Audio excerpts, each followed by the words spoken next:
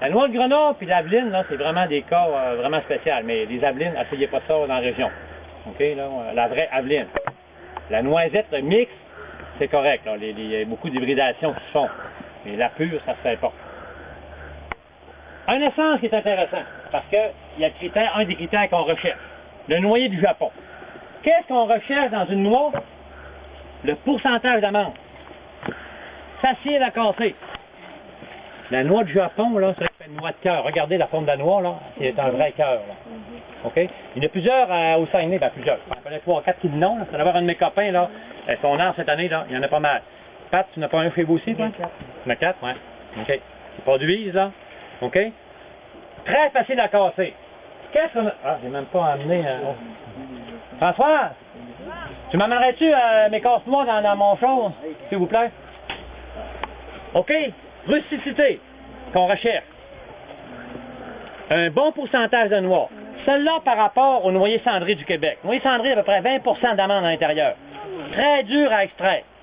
Le noyer mandchouri, très rustique. Bonne production. Par contre, pas un gros pourcentage d'amande.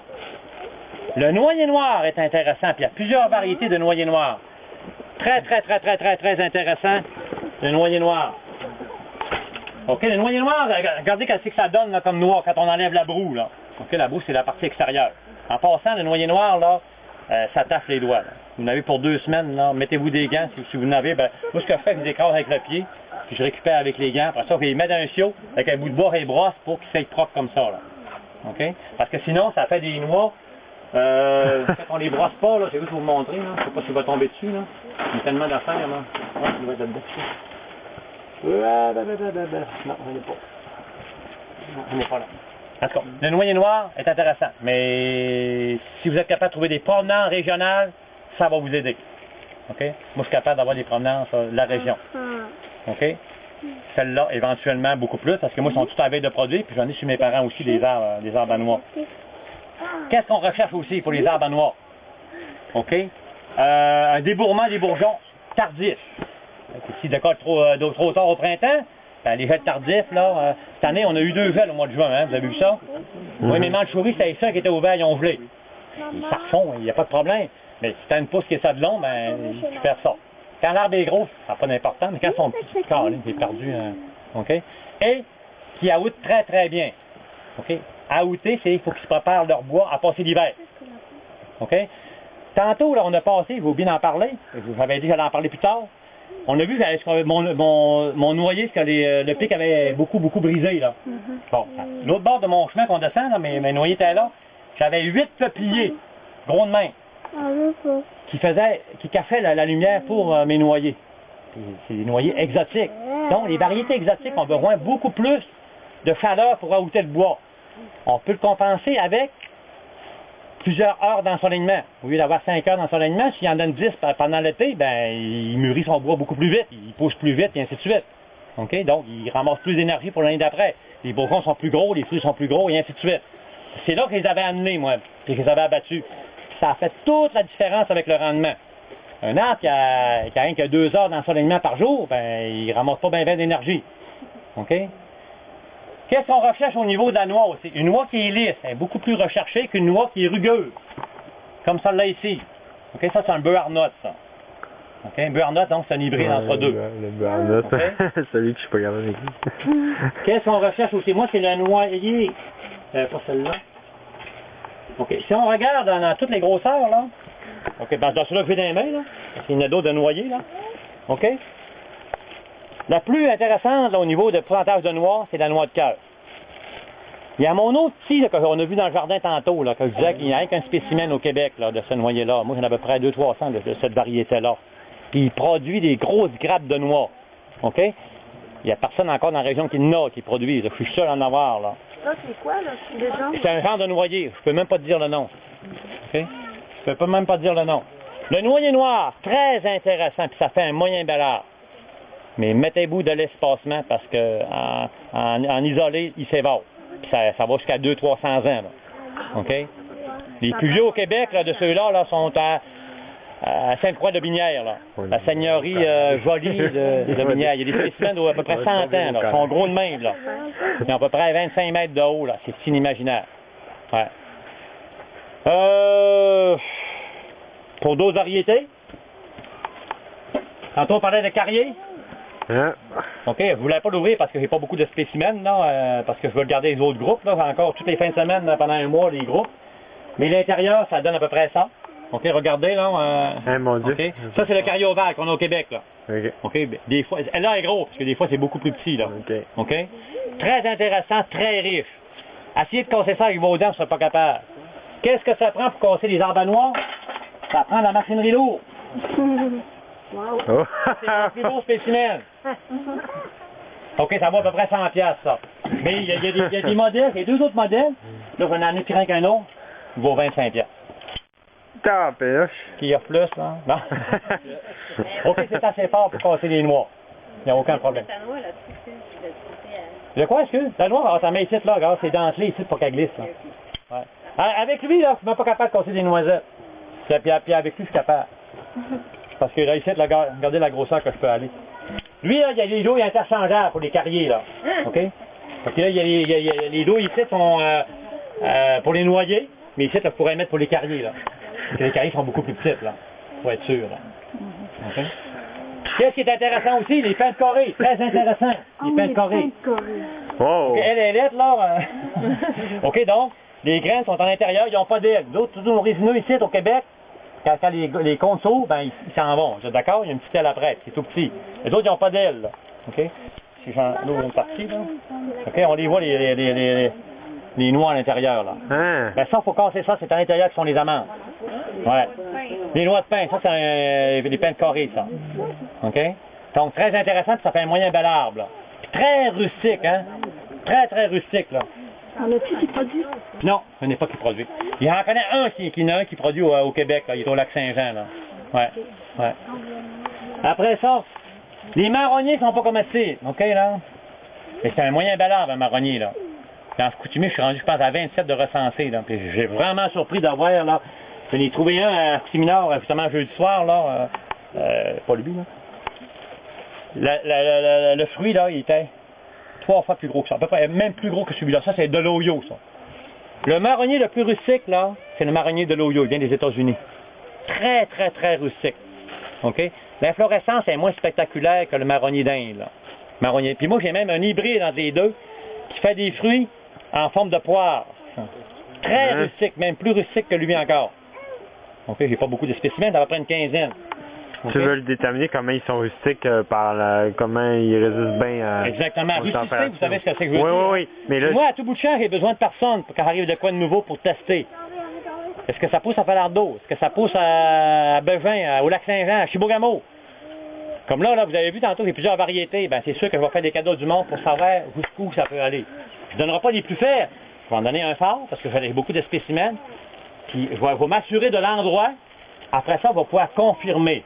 OK. Si après 4-5 ans, il va super bien, il ne devrait pas avoir de problème. Parce que c'est les premières. Parce que, n'oubliez jamais que quand on transplante un arbre, surtout comme moi, il faut que je les arrache, là, du sol, vous êtes d'accord? C'est sont d'un pouponnière. Je ne les plante pas à l'automne. Si je les plante à l'automne, je risque de les faire mourir. Je les plante au printemps. Parce que l'hiver, ils ont besoin de serre pour passer au travers du froid. Au printemps, ils ont toute l'été. Pendant l'été, un arbre, ça en fait un assaut de la racine. C'est incroyable. Incroyable parce qu'il y a beaucoup de réserves. Je vous jure là, que si vous arrosez des arbres, là, beaucoup. Pas souvent, mais beaucoup. Si vous arrosez rien qu'un petit peu, là, toutes les fois, là, ben, c'est seulement les racines superficielles qui vont se développer. Puis il y a des arbres, il y en a qui ont des pivots. Les chênes, les carriers, les noyers, les autres, ils ont des pivots. Une fois que ça passe au travers de n'importe quelle sécheresse. Là. OK? C'est vraiment, là, ça va créer des veines d'eau, en même temps. C'est vraiment ça fort. Quand on dit fort comme un chêne, là, un chêne, tu verras jamais un chêne déraciné. Il peut casser, mais il ne déracinera pas. Okay. Oui. Oui. Les enfants payent pas, là, hein? Ah, OK. OK. Mais moi, gare, moi, ça s'appelle en Madeleine. Vu que c'est un groupe organisé, je chargeais seulement 5 pièces. Ah, OK. Ouais. Hey, ça m'a fait plaisir. Nous aussi. Vous y allez aussi, vous autres aussi, OK. Est-ce qu'il y a des questions pour les arbres à noix? Ben, pour les arbres à noix, pour l'arboretum. Parce qu'il y a encore d'autres variétés qu'on aurait pu aller voir, là. Mais on manque de temps, là. On a commencé à 1h30 puis il est 4h, là. Les arbustes, ils produisent plus vite que les arbres. Oui, oui. Les arbustes, là, Oui. environ combien de temps en général? Regarde, un hêtre, là, ça prend quasiment 40 ans avant que ça produise. Les feintes des hêtres, là, c'est super bon, hein. Ouais. C'est bon, ça goûte à noisette, c'est vraiment délicieux, ça. Mais ça prend 40 ans avant de Mais tu produire. peux les planter, par exemple, à une place comme tout seul, puis ils peuvent quand même... Y a-t-il des espèces d'arbres qui favorisent leur croissance ou... Non. Pour le c'est hêtre, vraiment- ça? Non, je veux dire les noisetiers ou les noyers Non. ou... L'argile, là, pour les arbres en général, c'est la meilleure terre qu'il y a pas. OK. Dans l'argile, il y a tous les minéraux que ça prend. Une bonne argile, là. Moi, là, au printemps, ici, de ma pelouse, là, j'ai tellement d'excréments de vers de terre, là, c'est incroyable. C'est récipients, là, puis les vers de terre. Les vers de terre, c'est des alliés, ça. Moi, quand je travaillais en Europe, je fais des serres en Europe, là, quand tu plantais un arbre dans une ville, là, ils mettaient 12 vers de terre. Parce que les vers de terre, ce qu'ils font, ils font des trous pour aller en surface, pour arrêter de l'eau. Puis par l'eau, ben, par les trous, veut dire l'eau rentre. Et puis ça fait aérer en même temps, fait que t'as l'oxygène et les racines s'axifient pas. Ouais. Ouais, ça suffit pas. C'est dur à dire, ça. Ben, les vers de terre, c'est des alliés, là. Moi, j'ai aucun produit chimique. Puis la décomposition de ce que vous mettez, mettons, du bois raméal ou des paillis, il y a tout au niveau de la nature. Quand on met des produits chimiques, on détruit quasiment tout. Oui. Fait que la seule nourriture qu'on va mettre pour nos arbres, c'est du paillis. Ben, pas rien du paillis, mais tu peux mettre du compost, là. Du compost, Tu peux mettre du mais tu compost. Du vois compost. tes arbres. Moi, ce que je mets beaucoup, là, c'est un sol acide, là, la cendre de bois. Ok. Surtout, parce que nous autres, on chauffe des feuillus. Cendre de bois, il y a beaucoup de potasse dans la cendre de bois. Ok. Puis la potasse, ça va aider quoi? Au niveau des fruits. Puis à l'endurcissement aussi des bourgeons, là. Ok. Ouais, les rameaux. Mais pour les fruits, là, la potasse, là, c'est incroyable. Puis dans la cendre de bois, ben, c'est là, naturellement, qu'on en retrouve le plus. Ok. Ouais. Et il y a toutes sortes de choses à ramasser. Hein. Vous avez des poules, les plumes de poules, là, c'est riche en crème, ça, dans un compost, là. En azote, quoi. Je me souviens pas en quoi, là. J'ai toute la liste des affaires, là. La farine de plume, puis on La farine de met un plume, apport de me semble que c'est ça aussi. important. Ouais. Est-ce que tu peux goûter des noix? Ah, je pourrais montrer, oui, quelques-uns, là. Tous ce déplacement-là pour rien. Ben oui, Surtout hein. les petits arbres. On va pogner. OK, si vous avez des casses noires, là, mettez toujours votre main en avant, hein, parce que quand ça éclate, ça éclate. Il ne faudrait pas que ça arrive d'un œil d'une personne, là. Fait que là, j'ai sorti la machinerie lourde, tout à fait. Ouais, c'est ça. Je mets ma main en avant. Non. Ouais. Déshydrater beaucoup, là. Ouais, ça allait vite un peu. Là. Tenez, hey, ils sont pas allergiques, les enfants, là? Tenez, sur le bout du doigt, là. Déshydraté. OK. Ah, il y a une affaire qu'on n'a pas parlé, par exemple, là. Au niveau des graines, là. Mettons que vous aurez donné des graines aujourd'hui, là, puis vous voulez partir des arbres. Qu'est-ce qu'il aurait fallu faire avec les graines? Ouais, les faire stratifier. Comment tu serais pris pour les faire stratifier? Frigo. Frigo. Stratifier, ça veut dire les faire passer un laps de temps au froid pour enlever la dormance. Presque tous les arbres qui viennent à l'automne, les fruits qui viennent à l'automne, excusez, normalement, si on se fait la nature, ils passent l'hiver en dessous de la neige. Puis au printemps, ben, ils ont une chance de germer. Parce qu'au Québec, il y a seulement 3 espèces d'arbres qui font leur fruits au printemps. Les ondes, les ondes, c'est au printemps, c'est au mois de juin. Les fruits, les samards. On a l'érable rouge puis l'érable argenté. Toutes les autres, ça, c'est à l'automne. Donc, il faut suivre la nature. Si tu fait germer, le chêne rouge peut germer. L'épinette noire va germer, stratifier ou pas stratifier, le pourcentage de germination est similaire. Mais les autres ne germeront pas. Il faut qu'ils passent une période de froid. Ils sont en dormance. Ben, c'est le froid qui va les faire enlever cette dormance-là. Il y en a qui ont besoin d'un mois, 2 mois. Moi, ce que je fais pour les faire stratifier, là, je prends de la terre de jardin, je les mets dans un sac imperméable, je les mélange, je fais un trou, un pied de creux, pour être sûr, puis au printemps, je sors ça. Puis des fois, j'arrive, puis on commence à germer. OK. C'est ce qu'on appelle la stratification. C'est Et important, d'enlever par une période de froid. On peut les mettre dans le frigidaire aussi. Si vous avez un petit peu, prenez un plat de margarine, mettez du sable humide, mais allez pas mouiller votre sable avant. Parce que l'eau va se drainer, puis tout ce qui va toucher à l'eau va pourrir. OK. L'eau, le sable se draine naturellement. Regarde, c'est du sable, ça. Ben, il est assez humide. Si je me la mets dans la main, il ne restera pas d'eau parce que l'eau se draine. Si vous le mouillez, j'ai vu du monde faire ça, moi. Hey, mon sable était sec, c'est allé mouiller Pierre, mes graines ont tout pourri. Ben, c'est sûr, non? OK?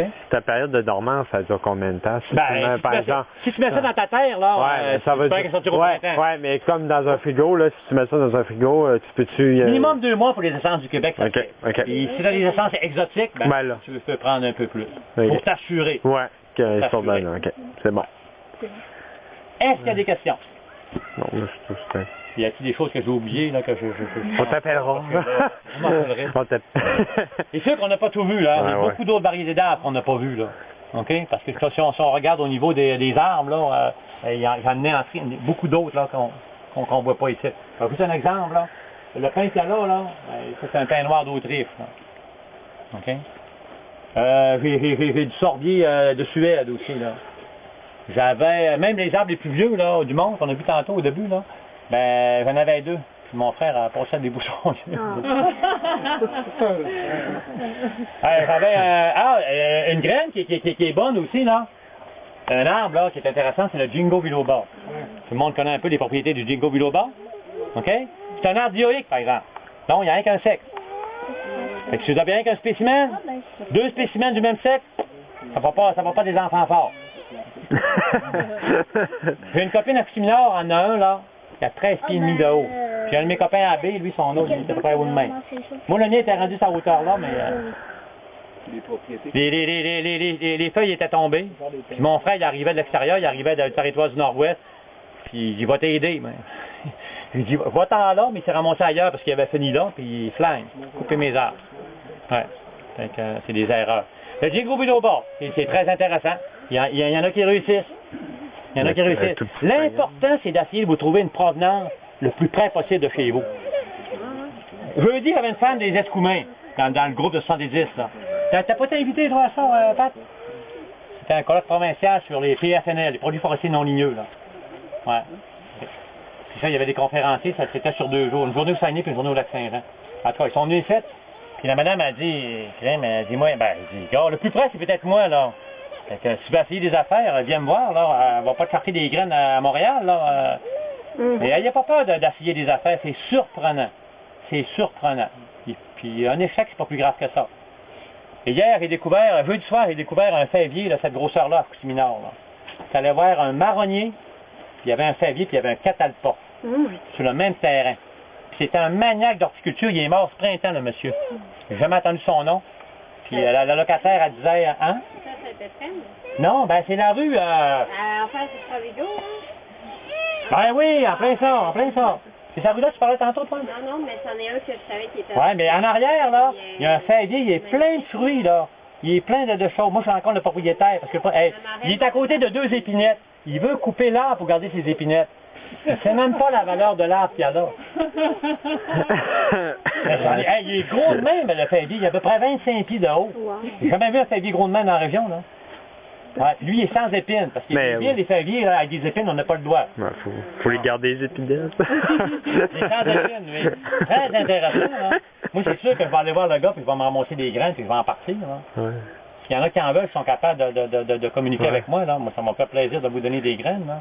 Je pense à toi, Émile, nous autres, on va au cégep, là. C'est du Pierre, là. Amène-moi des graines, là. Ouais. Saint-Pierre. Ah! Mais peux-tu lui dire à la personne que ça a vraiment de la valeur, là, son Ben, arbre? ça a une valeur là? commerciale. Oui, je sais, ben, en place de couper, là. Ben, nous autres, moi, je fais partie d'un club de producteurs d'arbres à noix comestibles du Québec. Pat, étais-tu membre aussi? Moi qui étais sur le CA du club, mais ça fait 3 ans que je n'ai pas été parce que je me suis fait opérer pour les yeux, puis je ne peux plus conduire quasiment, là. OK? Là, je vous vois, là, mais plus que ça. Puis les réunions sont à Beauharnois. Choquant, hein? C'est moi qui est plus loin du CA.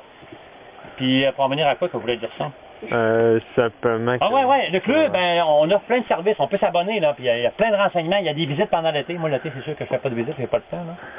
Puis, on peut se commander des arbres puis des noix aussi, là. Ouais. Puis à l'automne, ils font une dégustation, ce club. Ça se passe à Beauharnois, là. Pas à côté de Beauharnois, là. Ici, c'est 5 heures, là. Donc, puis ça commence à 9 h le matin. Faut que tu cours à Québec, à Trois-Rivières ou à Montréal. Ça, je vous dis ça. Mais par contre, on peut se faire on peut faire des commandes. Ça, il n'y a pas de problème. Si jamais vous voulez commander des arbres, mettons que j'ai pas, que vous en voulez, je pouvais passer par moi, là. Le carrier ovale, là, ils sont rendus avec des variétés horticoles qui font des fruits plus gros que les sauvages. Mais est-ce qu'ils sont plus rustiques? Moi, j'en ai quelques-uns, oui. Ici, les miens, ils vont super bien. On n'a pas passé à côté, là, tantôt, là. Puis ils vont très bien. Ça fait 4 ans que ils sont rendus à sa hauteur-là, puis ils vont super bien. Ils font des fruits plus gros, donc plus intéressants. OK? On s'améliore, avec le club, on avance. Ça fait 5 ans que ça existe, le club, là. OK? Mais c'est ça, les réunions sont loin, ils sont rendus à 7 réunions par année, là. Oui, non. 2 jours montés à Montréal, là, pour moi. Oui? J'ai une question plus par rapport au pommier. Je sais pas si- Au quoi? Au pommier. Au pommier. Ouais. Ça dépend de ta question, là. Ben, parce que C'est-tu ça, comestible, non? aux pommes, c'est comme- on plantait un pommier autour de la terre ou l'église puis tout ça, puis c'est juste là il y a des petites pommes tout ça, mais tu sais je me demande pour l'entretenir, puis est-ce que si c'est un arbre qui a deux sexes ou un sexe, là, Ouais, ça dépend de la variété. ok, ça Ça dépend dépend de la variété. variété. Exactement. Ok. Ouais. Mais Mais si tu fais des pommes de main, c'est un pommetier, là. C'est pas un pommier, là. ouais non mais il est encore jeune, Ah, ok, c'est le tronc qui me montre de même. Ah, ben, c'est les pommes qui font. ouais, le 3 il est gros de Ah, c'est le même, tronc qui est gros de même. Je pensais que c'était les pommes. mais les excuse. pommes aussi sont grosses. Ils sont grosses de même. Ouais. Ils vont-tu grossir? là? Non, ils grossiront pas. C'est typique à cette variété-là. Ils seront pas Ok. plus grosses que ça. Là. Ok, ok, Ouais.